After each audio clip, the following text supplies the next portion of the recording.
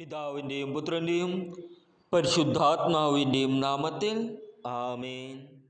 എൻ്റെ ക്രൂശിതനായ ഈശോയെ, എൻ്റെ ആത്മാവിൻ്റെ ശക്തിയും ശരീരത്തിൻ്റെ ബലവും അങ്ങാണ്. ഇന്ന് അങ്ങ് എനിക്ക് വേണ്ടി ഒരുക്കി നൽകിയ എല്ലാ അനുഗ്രഹങ്ങൾക്കും ഞാൻ നന്ദി പറയുന്നു. എല്ലാ ദിവസവും എന്നെ നയിക്കുകയും വഴി നടത്തുകയും ചെയ്യുന്നതിന് ഞാൻ അങ്ങയോട് നന്ദി പറയുന്നു. ഈ ദിവസം ഞാൻ അങ്ങയെ ഏതെങ്കിലും രീതിയിൽ വേദനിപ്പിച്ചു എങ്കിൽ ഞാൻ അങ്ങയോട് മാപ്പ് ചോദിക്കുന്നു. എൻ്റെ എല്ലാ ആകുലതകളും വേദനകളും ഞാൻ അങ്ങേക്ക് സമർപ്പിക്കുന്നു.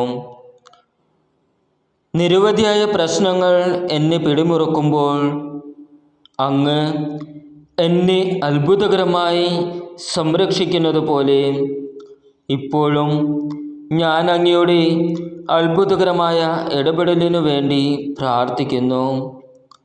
ഞാൻ ഇപ്പോൾ വിശ്രമത്തിനായും നിദ്രയ്ക്ക് വേണ്ടിയും എൻ്റെ കിടക്കയിലേക്ക് മടങ്ങുമ്പോൾ അങ്ങയുടെ സമാധാനവും സംരക്ഷണവും എനിക്ക് കരുത്തേകട്ടെ.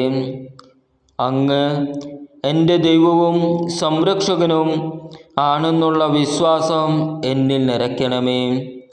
നാളെ മറ്റൊരു ദിവസം അങ്ങ് എനിക്കായി ഒരുക്കുകയും ആ ദിവസത്തിൻ്റെ എല്ലാ പോരായ്മകളും നേരിടാൻ എന്നെ സജ്ജമാക്കുകയും ചെയ്യണമേ.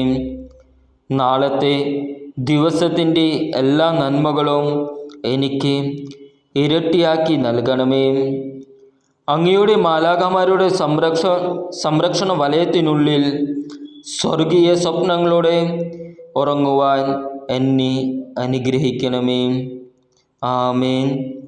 എൻ്റെ സഹോദരരെ, വിശുദ്ധ ലൂക്കാ എഴുതിയ സുവിശേഷം 2-ാം അധ്യായം 36 മുതൽ 40 വരെയുള്ള വാക്യങ്ങൾ. ഫനുവേലിൻ്റെ പുത്രിയും ആഷേർ വംശജയുമായ അന്ന എന്നൊരു പ്രവാചികയും അവിടെ ഉണ്ടായിരുന്നു. ഇവൾ കന്യകാപ്രായം മുതൽ 7 വർഷം ഭർത്താവിനോടൊപ്പം ജീവിച്ചു.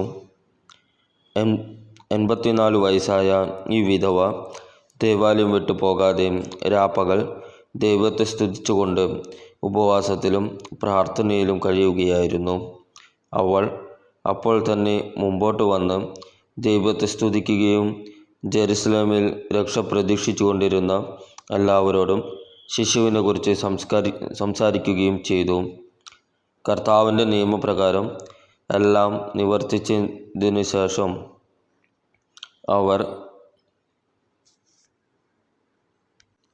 സ്വനഗരമായ ഗലീലയിലെ നസറത്തിലേക്ക് മടങ്ങി.